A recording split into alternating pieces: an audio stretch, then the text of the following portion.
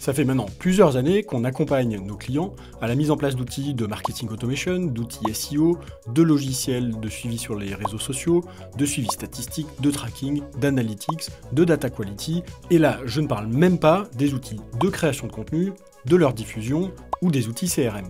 Pour chacun de ces logiciels, on teste à chaque fois plusieurs dizaines d'outils avant de choisir ce qu'on préfère. Et c'est pour ça qu'on a eu envie de vous partager notre best-of dans la Super Stack.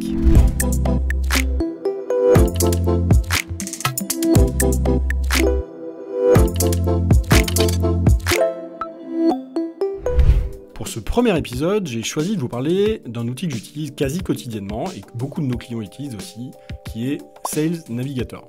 Alors, Sales Navigator, c'est un peu la version survitaminée de LinkedIn. En gros, il s'agit d'un Rolodex, mais qui aurait tous les contacts de la planète et qu'on pourrait rechercher de manière très facile. Cet outil vous sera notamment utile si vous mettez en place de la prospection, si vous devez chercher des contacts au sein de certaines entreprises ou faire des listes d'entreprises, de mettre en place de l'ABM, Account Based Marketing, c'est notamment quelque chose qu'on va utiliser pour prospecter des grands comptes, mais aussi pour entrer en contact avec des personnes qui ne sont pas encore dans votre réseau de niveau 1, ou tout simplement identifier de nouvelles opportunités. Et puis petit bonus, on verra aussi que c'est quelque chose qu'on peut utiliser pour chercher des candidats sur des jobs, notamment dans les métiers un peu en tension. Me voici ici sur la page d'accueil de mon compte LinkedIn, donc pas mon profil, mais l'endroit où je vais avoir toutes les publications qui ont été faites par mon réseau, et puis toute la navigation que je peux avoir. Ça, c'est ce qu'on connaît à peu près tous, en tout cas tous ceux qui allons régulièrement sur LinkedIn. Ce qui va m'intéresser ici, c'est cette partie Sales Navigator. Je vais cliquer et je vais arriver dans un domaine un peu différent de LinkedIn. C'est vraiment une application et une interface qui sont différentes de LinkedIn et pour laquelle il faut prendre un compte payant. On y reviendra tout à l'heure.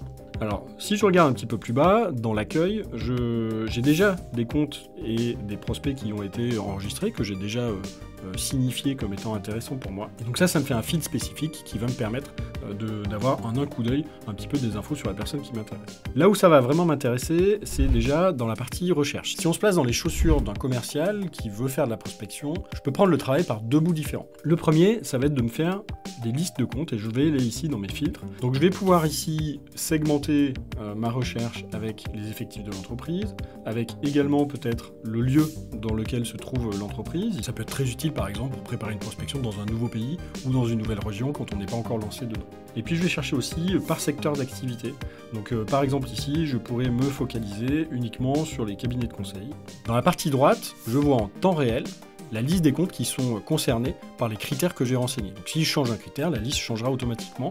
Et je peux voir aussi ici en haut à droite le nombre de résultats qu'il y a pour l'instant. Lorsqu'une recherche me convient, je peux aussi l'enregistrer pour ne pas avoir à refaire ces critères-ci à chaque fois que je vais me reconnecter à Sales Navigator. Donc je clique ici sur enregistrer la recherche. Une fois que j'ai fait ma recherche côté entreprise, j'ai en fait un listing de comptes que je vais pouvoir prospecter. Souvent, ça ne suffit pas parce qu'on va pas forcément prospecter des entreprises, on va plutôt prospecter des individus au sein de ces entreprises. Et c'est là que je vais pouvoir basculer du côté prospect. Et donc ici, j'ai de nouveaux champs qui sont apparus, qui sont les champs de recherche spécifiques sur la partie individu, sur la partie prospect. Par exemple, je pourrais rechercher ici l'intitulé du poste actuel, et me dire que par exemple sur ces entreprises-là, j'ai envie de parler au responsable marketing.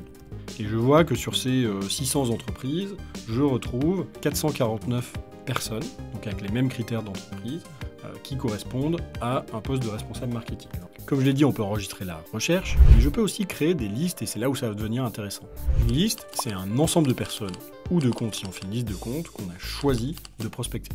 Pour ça, je vais ici pouvoir cliquer sur enregistrer, et je vais pouvoir créer une nouvelle liste de prospection. Par exemple ici, prospection pour un événement en novembre. Et je vais pouvoir ici choisir un par un en disant, par exemple, ici Mathieu, prospection novembre, oui. Hugo, prospection novembre également, ainsi de suite. Je vais pouvoir retrouver, quand je vais dans mes prospects ici, mes listes, avec toutes les personnes qui sont concernés par cette liste. Si je prends l'exemple de cette liste où j'ai 435 personnes, c'est une liste que j'ai réalisée il y a quelques temps, je vais pouvoir aussi voir ceux qui ont changé de poste dans les 90 derniers jours, ceux qui ont publié dans les 30 derniers jours, ceux avec qui je partage une expérience en commun, et puis ceux qui suivent notre entreprise. Ça va être des indicateurs assez intéressants pour savoir à quel moment je peux revenir vers certains d'entre eux, ou à quel moment, au contraire, j'ai un peu gagné la bataille parce qu'ils ont commencé à suivre mes actualités. Il y a une petite astuce à côté de laquelle il est facile de passer quand on ne la connaît pas, c'est de vouloir ici venir rajouter dans les critères de recherche d'un prospect, donc d'une personne physique, des critères de liste de comptes. Donc par exemple, j'ai sélectionné le top 200 des éditeurs de logiciels, c'est une catégorie qui m'intéresse de prospecter. Maintenant, je veux passer à l'étape d'après et choisir des prospects parmi ces comptes. Donc je vais venir ici indiquer comme critère la liste, par exemple, des éditeurs de logiciels qui m'intéressent. Donc ici, j'ai plus de 6000 personnes qui travaillent uniquement dans ces entreprises-là. Donc j'ai une liste d'une centaine d'entreprises ici. Et maintenant, je vais pouvoir affiner ma recherche en disant, par exemple, je veux des personnes qui sont responsables marketing ou directeurs marketing. Donc j'ai 58 personnes, je pourrais compléter en rajoutant des intitulés de poste ou en jouant sur d'autres critères pour vraiment venir affiner cette liste ici.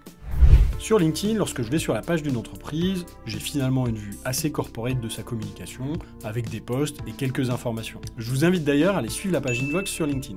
Ici, j'ai pris un exemple, Esquerre, qui est un éditeur de logiciels à Lyon, pour qu'on puisse voir ce qu'il y a sur sa page détaillée.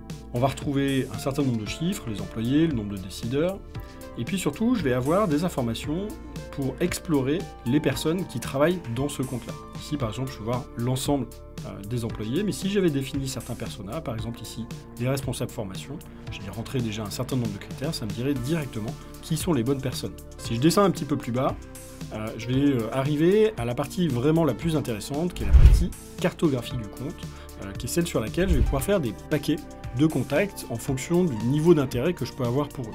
Par exemple, niveau 1, je vais mettre que des décideurs de top niveau. Niveau 2, potentiellement mes contacts commerciaux intéressants. Et puis niveau 3, éventuellement des gens qui sont sur des missions connexes, mais qui sont peut-être importantes dans le processus de décision de ce compte. Je peux réorganiser mon mapping en faisant passer des personnes de niveau 1 à niveau 2 à niveau 3 par exemple. Ça, c'est quelque chose qui est super intéressant, notamment dans une approche account-based marketing, où je vais vouloir petit à petit mieux découvrir quel est le processus de décision au sein d'un compte. Je vais trouver aussi tout un tas d'informations qui peuvent me donner des indications sur la santé financière d'une entreprise, sur son développement, sur le type de job sur lequel elle va recruter.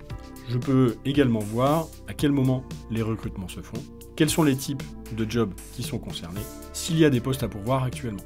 Je peux enfin ajouter une note, par exemple, pour me souvenir ici de ce qui s'est passé avec ce compte ou de pourquoi je l'ai prospecté à un moment donné. La fonctionnalité dernière interaction me permet également de retrouver quel a été le dernier échange que j'ai pu avoir avec quelqu'un de l'entreprise. On a vu jusqu'à présent vraiment ce qui constitue le cœur de Sales Navigator. Faire des recherches avec un certain nombre de critères, que ce soit sur des comptes des entreprises ou des prospects des individus, les mettre dans des listes, enregistrer ces recherches pour pouvoir les réutiliser ensuite, avoir des informations plus précises. Maintenant, on peut passer à la partie mise en contact, et c'est ce qu'on va retrouver ici dans la messagerie, la capacité à envoyer des messages et à suivre ces conversations, comme je l'ai fait là par exemple avec Pauline. Et si je tape ici, j'aurai le même envoi que dans LinkedIn, sauf que là je peux le faire avec des personnes à qui je ne suis pas connecté. Il y a 3 niveaux d'abonnement pour Sales Navigator. L'abonnement Core, qui est celui que je vous ai démontré dans cette vidéo, et puis les abonnements Advanced et Advanced Plus qui vont rajouter principalement la capacité de mutualiser des recherches au niveau d'une équipe et de savoir qui est entré en contact avec quelle personne, et la capacité à relier son CRM, par exemple HubSpot ou Salesforce, avec les informations de Sales Navigator. Sales Navigator coûte environ 75 € par mois sur la version Core. Il faudra compter un peu plus de 100 € pour les versions Advanced ou un peu plus de 120 € par mois pour les versions Advanced Plus. Voilà, on a fait le tour des fonctionnalités que je voulais vous montrer pour mieux prospecter grâce à Sales Navigator. Mais attention, prospecter, ça peut aussi être utilisé pour trouver de nouveaux candidats pour vos jobs et de nouvelles recrues pour rejoindre vos équipes. Tout ce qu'on a vu va pouvoir être aussi utilisé pour rechercher les bonnes personnes, entrer en contact avec elles, suivre leur actualité, savoir revenir au bon moment vers elles, et finalement faciliter vos recrutements. La Super Stack épisode 1 sur Sales Navigator, c'est terminé, mais on se retrouve très rapidement. On a plein d'autres logiciels, Sales Tech et Martech, à voir ensemble. Salut, à bientôt. Il est toujours très bizarre ce signe. À bientôt. Subscribe.